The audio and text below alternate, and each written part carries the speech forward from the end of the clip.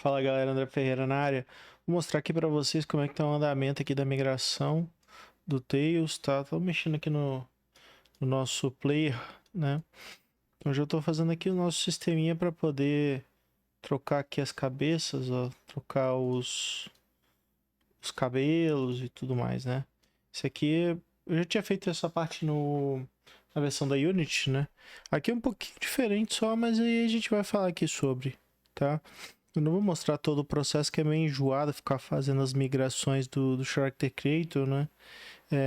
Mas basicamente o que eu tenho feito é muito parecido com o processo que eu usei anteriormente lá na Unity, tá? Eu exportei as partes, né, que eu estou exportando os cabelos separadamente, tá? E para me conseguir exportar sem ter a parte do meio aqui, mas mantendo o rig, o que eu acabei fazendo é vindo aqui em materiais e deixando o material na opacidade zero, né, de todas as partes aqui. A única parte que a gente não consegue deixar é essa partezinha de fora do olho ali que dá o brilho, né? Mas fica bem bonito, cara. A Unreal ela consegue deixar tudo muito bonito, né? Vamos lá. Eu criei um player controller aqui. Eu tô num outro projeto na versão 5.2, porque a versão 5.3 ainda não tem um plugin do Character Creator 4 para fazer a importação e conversão dos shaders, né? Então eu estou usando o 5.2 aqui, é um projeto à parte. Esse projeto é só para fazer justamente esse import, né? Então eu criei aqui uma blueprint, tá? Nessa blueprint aqui, que é um character, eu adicionei que ele vem já com a mesh, né? Um skeletal mesh aqui. E eu adicionei dois caras aqui, porque esse cara eu preciso fazer um merge das meshes, né? Senão fica muita mesh. Eu também não podia deixar todas as meshes aqui, porque seria a primeira coisa padrão a se pensar, né? Pô, vou deixar todas as meshes aqui dentro e só vou deixando visível ou não visível de acordo com as configurações, e não dá para ser dessa forma, senão o player começa a ficar muito pesado, né? Como a gente tem a potência de ter uma pancada de player na tela, né? A gente precisa tentar otimizar ele o máximo possível, tá? Aqui no constructor dessa blueprint, eu estou usando um cara aqui, ó, chamado setLeaderPoseComponent, tá? Então, assim, eu pego aqui a mesh, eu posso jogar para cá a skeleton mesh, né? Quando eu arrasto para cá, eu posso digitar aqui, ó, setLeaderPoseComponent. O que esse cara vai fazer, tá? Ele vai pegar essas outras duas meshes aqui que tá aqui para baixo, e ela vai tornar essa mesh principal como a líder, né? Como a root, tá? E aqui a configuração da mesh é o seguinte: eu criei aqui um Character Creator base, que é só para me pegar a rig, tá? Todos os materiais dessa base aqui, elas estão invisíveis, tá? Uma coisa também que eu vou mostrar aqui que é super interessante é como é que eu faço para deixar tudo invisível e deixar com material transparente, né? Eu criei um material, tá, numa pastinha aqui separada, que é esse material aqui, ó. Ele é bem simplinho, né? Aqui na prática você vai trocar o blend mode dele para translúcido e vai marcar essa opção aqui, use material attributes, tá? Daqui eu peguei esse node chamado Match Layer Blend Override Opacity, que você vai fazer um override de opacidade do material, né? E criei uma constante zero aqui e ele deixa o material 100% transparente, tá? Isso aqui é muito útil quando você quer sumir com alguma parte da mesh que você não quer que apareça. No caso do CC4, ele sempre tem a mania de exportar as coisas do rosto, né? A boca, o olho e tudo mais. Então eu venho aqui e vou trocando tudo. E se alguma mesh que eu importar do CC4 também vier com alguma parte que não deveria, eu faço o mesmo processo. Lá na Unity eu fazia um pouco diferente, tá? Na Unity eu criava um prefab e dividia lá o que eu ia exibir ou não da mesh, né? Aqui eu só mando sumir com ele usando esse material de transparência. Como a gente está usando o mesmo material para todas as partes, é provável que ele não pese, por mais que o ideal seria a gente abrir isso aqui no Blender e tirar as partes que não são utilizáveis dessa mesh, só que isso vai dar um trabalho absurdo, porque a gente tem muitas meshes aqui, e nesse momento eu não vou fazer isso, talvez no futuro a gente faça, tá? Depois que eu crio aqui no Constructor, eu seto aqui, né, o líder, né, com a mesh para os outros caras aqui, eu criei uma função chamada update, tá? Vamos ver aqui o que essa função ela faz, ó. Tô tentando dividir bonitinho aqui para ficar mais fácil de entender, tá vendo? Então, aqui ele vai setar várias partes de cada parte do nosso player, né? Ele é desmembrado em várias partes, então ele tem um peitoral base que pode ser substituído por uma armor, ele tem cabelo que também pode ter capacetes, as gloves eu tenho as mãos, mas também pode ser substituído por luvas, e aí a gente vai ter outro formato de mão, que é uma mão que só vai até o punho, né? As pernas, né, as pants, que aí eu tenho as pernas sem nada e as pernas com algumas calças, né? As botas, e aqui eu posso subdividir isso mais e incluir também armas no futuro, né? Colocando nos sockets e tudo mais. Mas aqui basicamente o que eu faço inicialmente, ó, nesse fluxo, limpo o avatar, eu verifico se a cabeça teve alteração, então eu tive que obrigatoriamente criar um underline head e um head normal, porque aí eu verifico se teve alteração. Vou pausar aqui só um minutinho e já volto. Bom, voltei aqui, tive que dar uma parada rapidinho para tomar um café, mas vamos lá, vamos continuar. Aqui todos os fluxos são iguais, tá? Se vocês perceberem, eles fazem exatamente a mesma coisa. Tá até faltando adicionar essa validação aqui, mas basicamente o que ele vai fazer é procurar lá dentro de alguns índices que eu criei aqui, né? Aqui na lateral vocês conseguem ver que eu criei um map. Esses maps sempre vai ter um índice que pode ser um enum ou uma inteira, né?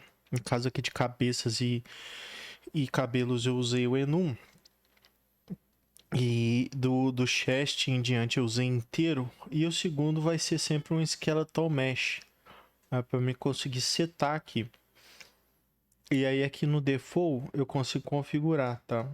Então eu consigo configurar quais são as pernas, as botas e tudo mais, né? Quais são os tipos de bota e blá blá blá. Depois eu vou até testar para ver se eu usar um outro tipo de corpo, né? Um corpo de orc, alguma coisa do tipo assim, se essa mesh ela vai se adaptar ou se eu vou ter que efetivamente exportar isso separado. Mas aqui eu coloquei alguns modelos só para me testar, né? Então eu só tenho modelo sem a roupa e com a roupa, né? Aqui no caso dos cabelos eu tenho mais, né? Eu tenho 2 aqui testando ainda e algumas variações de cabeça. Então todas as configurações aqui eu faço no default da Blueprint, né? Seguindo esses índices aqui. Então ele vai pesquisar lá, caso a cabeça seja diferente, né? Obviamente, porque houve troca por algum motivo, seja na tela de criação ou alguma coisa que fez alteração na cabeça. E aí ele seta a cabeça, né, na variável e procura dentro desse índice, né? No caso aqui, como a gente está mexendo nesse primeiro exemplo como enumerado, ele vai procurar pelo enumerado, né? E vai setar essa flag chamada change, que aí eu sei que houve mudança, porque não faz sentido eu ter que ficar atualizando a mesh o tempo todo, cada tick, tá? A não ser que ela seja alterada efetivamente. Aí nesse primeiro quadrante aqui que mexe com a cabeça, eu tive que fazer uma adaptação que é o seguinte, ó. Eu seto a base head, né, que é essa mesh aqui, que tá aqui, né. Eu seto a base head com a cabeça, que foi selecionado, tá? E eu vou setar a mesh inteira como um toda para esse esqueleto. Por quê? Porque a cabeça ela é a única que tem algum tipo de variação de altura, de profundidade e tal. Quando eu não tava fazendo isso, a cara tava ficando achatada, né? Provavelmente a base ela é mais estreita do que algumas faces. Então, eu tenho que fazer essa alteração. Como todas as cabeças e todos os componentes aqui, elas herdam do mesmo rig, né? Funciona normalmente. Então aqui eu marco aqui um reinit pose também para ele voltar para a pose inicial. Então só quando mexe na cabeça efetivamente que ele vai fazer um rebone, vamos dizer assim, ali do componente como um todo, né? E aqui ele vai setando, ó, o cabelo faz a mesma coisa. Aqui, ó, chest, gloves, pants, boots e tudo mais. E aí no finalzinho aqui, caso tenha acontecido alguma alteração efetivamente, aí ele vai chamar esse cara aqui chamado Merge Skeletal. Que é esse cara aqui que faz a mágica, tá? Vou até expandir aqui pra gente conseguir ver melhor. Eu uso um componente da própria Unreal, tá? Eu não importei nenhum componente, eu não tenho importado nenhum plugin, nenhum asset terceiro, justamente porque a gente tá no meio de uma negociação para tentar trazer esses assets aí para Unreal. Os assets que a gente já tem, né, de Unity e tal, então a gente não tá usando nenhum asset terceiro ainda, tá? Tirando esses do Character Creator, porque a gente tem a licença do Character Creator, então a gente consegue fazer essa importação. Então aqui o que a minha função ela vai fazer? Ela vai pegar todos esses caras aqui que foram adicionados nessa lista chamada Final Mesh. Aqui no update, né? Sempre quando ele termina aqui, ele vai apendar dentro de um array. Coisa bem simples, né? Ele só vai adicionar dentro de um array porque eu preciso desse array aqui para esse cara chamado Skeletal Mesh Merge Params, né? Então aqui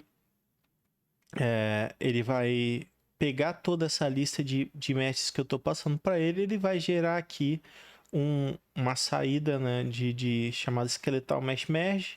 Aí eu preciso chamar essa função chamada Merge Meshes. É esse cara aqui que efetivamente vai pegar esse contexto aqui e vai criar a mesh, tá? Ele vai pegar todas as combinações ali de cabeça e tal, não sei o que, e ele vai juntar tudo numa mesh só, tá? Eu ainda estou tentando resolver um problema que deu aqui com relação ao material, tá?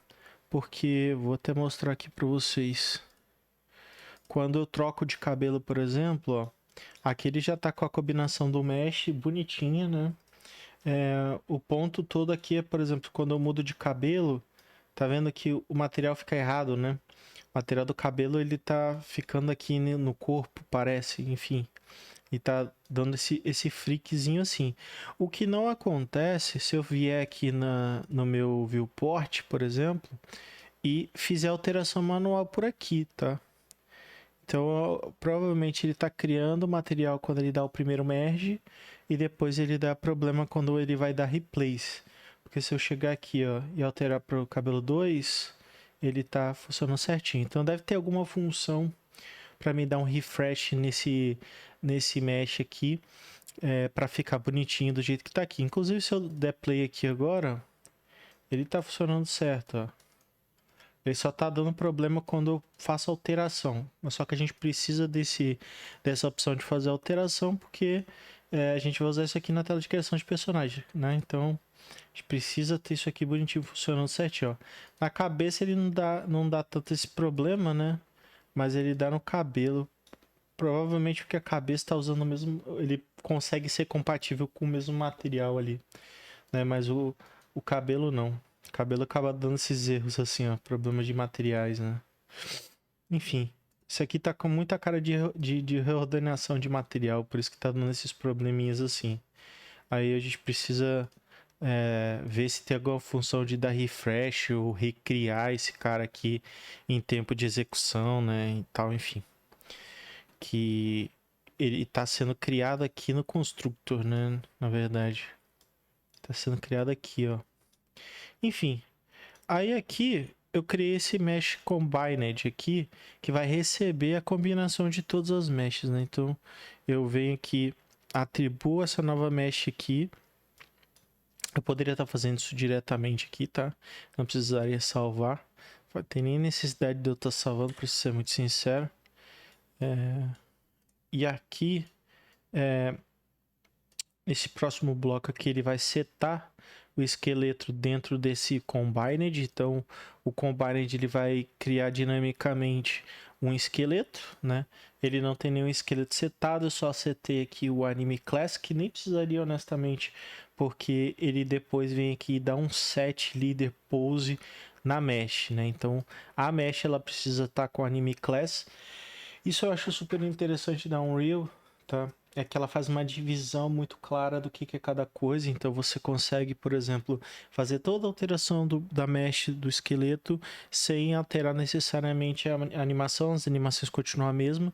Só precisa fazer um retarget, né? No caso, eu precisei fazer um retarget. Inclusive, eu vou fazer um vídeo mais tarde falando como fazer um retarget de CC4 para Unreal, tá? Porque aí a gente vai criar esses arquivinhos aqui, ó. Esses arquivinhos de retarget, ó. Esses arquivos de map aqui, né? Para quê? Para fazer o mapeamento dos ossos do nosso modelo de CC4. Então, para quem utiliza Character Creator ou qualquer outro aí, né? Às vezes você está pegando o modelo do Mixamo e você quer passar para Unreal e não sabe como, é só fazer um IK e depois fazer um retarget aqui. Então, ó, fiz o retarget do CC4 para Unreal, do Unreal para CC4, então a gente consegue vice-versa fazer aqui com que esses modelos eles se comportem do mesmo jeito, só fazendo um mapeamento de bones. Obviamente que não fica, né, 100% perfeito, mas já agiliza bastante a nossa vida já. E aqui, para terminar, depois que ele faz esse trâmite todo aqui, né? Quando que é chamada essa função de update, né? Aqui, se a gente for aqui na parte de eventos, né? Tem um event tick aqui, ó. Aqui eu coloco update para cada ciclo de evento, né? O event tick ele vai ser mais ou menos como se eu for comparar com o update lá do Unity, tá? Então, cada update ele vai chamar a função de update aqui e obviamente que a função de update ela só vai realizar, né, a alteração da mesh efetivamente caso tenha tido alguma alteração, porque eu trava aqui nessa branch aqui. Então o render ele só acontece caso ele vá passar por todo esse fluxo aqui e ele encontrou uma alteração sendo feita. Então, se não tiver nenhuma alteração, ele não vai fazer o processo de render e obviamente que isso acaba... Eu poderia até só chamar essa função de update caso tenha algum tipo de modificação, mas aí daria um pouquinho mais de trabalho para poder verificar todas as variáveis possíveis de alteração aqui, né? Que é o que eu já estou fazendo aqui, de certa forma, tá? Talvez ficaria até mais elegante, talvez pegar uma parte dessa validação aqui, essa partezinha aqui, e transformar isso numa função. Mas por enquanto eu vou deixar do jeito que está aqui. Porque aí a gente poderia, por exemplo, passar os dois parâmetros na função e ele me retorna se é verdadeiro ou falso e já seta esse cara aqui, se fosse o caso, né? Enfim. Mas por enquanto eu vou deixar do jeito que está. Eu fiz algumas outras funçõezinhas aqui que eu acabei não utilizando, né? Porque antes eu estava indo por um outro caminho de pesquisar pelo nome e adicionar as partes aqui. Só que aí quando eu comecei a adicionar as cabeças, que essa mesh já estava com umas 20 e poucas meshes aqui dentro, ela começou a reduzir textura, começou a não ficar tão performático, ficou lento, tá? E aí perceba que o nosso personagem ele já está funcionando com o padrão que vem da Unreal, né? O terceira pessoa da Unreal. Ele vem esse personagem aqui. Eu estou usando as mesmas animações dele. Só que obviamente que eu vou ter que alterar esse animator para poder contemplar as animações do TOS, né? Então magias, combate com espada, melee e tudo mais. Alguém até tinha me perguntado lá no YouTube, né, se eu vou usar o Advanced Locomotion. Cara, eu até poderia utilizar, mas eu prefiro saber como é que funcionam os processos internos, tá? Dá um pouquinho mais de trabalho? Dá, mas pelo menos eu consigo adicionar, remover e fazer funcionar qualquer parte que eu precisar, né? Diferente de você já pegar uma blueprint que já é bem avançada, que já tá com tudo prontinho, que você não sabe como é que funciona ou vai ter que ficar estudando lá para saber. E aí quando você acaba se pendurando em um monte de asset de terceiro, você fica na dependência desses caras também estarem fazendo manutenção, senão, né, pode dar treta. Obviamente que se seu jogo não tem tanta peculiaridade de soltar magia, de fazer isso, de fazer aquilo outro, cara, recomendo totalmente você pegar um asset de movimentação e usar. No nosso caso em específico, como a gente tem muito detalhe, né, eu preciso cuidar diretamente do controlador do player, infelizmente, e ir adicionando cada uma dessas minúcias ali para poder fazer o negócio funcionar. Mas, cara, até agora, honestamente, tô achando super bacana. Não tô achando difícil, tá? Achei que ia ser pior. Achei honestamente que ia ser pior. Principalmente essa parte que eu demorei bastante para fazer lá na Unity, porque eu tive que fazer todo o código C Sharp para poder fazer isso funcionar direito, né? De ribbone dos negócios, porque o Unity não tem uma solução de ribbone muito clara, muito nativa, vamos dizer assim, né? Então você tem que fazer um script de ribbone para fazer isso aqui a Blueprint já tem aqui, né? Que seria mais ou menos essa função aqui, ó, de set leader pose component. Isso aqui eu tive que fazer todo o script dentro do C Sharp para fazer o remesh lá do, do, do personagem, né? Para fazer o ribbone. E aqui tem alguns desafios ainda para cumprir, né? Aqui eu preciso fazer também uma característica para o cara poder, das pessoas poderem mudar a cor do cabelo, a cor da pele e tudo mais, né? Eu sei que é mais simples do que parece, né? Porque a gente tem aqui os componentes de mesh, por exemplo, aqui eu vou mostrar para vocês aqui como é que fica, né? Então a gente tem aqui os componentes da cabeça, do corpo e tal. Esse componente da cabeça, ele tem um material da cabeça, que é esse aqui, ó. Esse material da cabeça eu consigo, como ele é um shader customizado, né? Eu consigo fazer alterações das base color dele. Não fica tão bom, honestamente falando, mas resolve o problema parcialmente. Por quê? Porque eu consigo fazer alteração de cor de pele por aqui, tá? Então eu posso pegar aqui, por exemplo, ó, e fazer uma modificação aqui, ó, na base color. E aí eu salvando esse negócio, ele se reflete aqui dentro do nosso, da nossa mesh, né? Só que vocês podem perceber que ele é uma cor bem... Não é uma distribuição muito precisa, né? Vamos dizer assim, ó. Ele vai fazer vai botar uma atribuição de cor chapada ali em cima do que a gente tem de variação de cor da base. Não fica tão bom assim, vou colocar assim mais claro, tá? Por exemplo, se eu quiser fazer uma pele mais escura, né? Não fica tão bom. Enfim. Eu tenho algumas skins aqui preparadas no Character Creator. Vou até mostrar aqui pra vocês. Que eu tive o trabalho de fazer as skins bonitinhas e tal, né? As cores de pele dos orcs e tudo mais. Deixa eu ver se eu acho que é.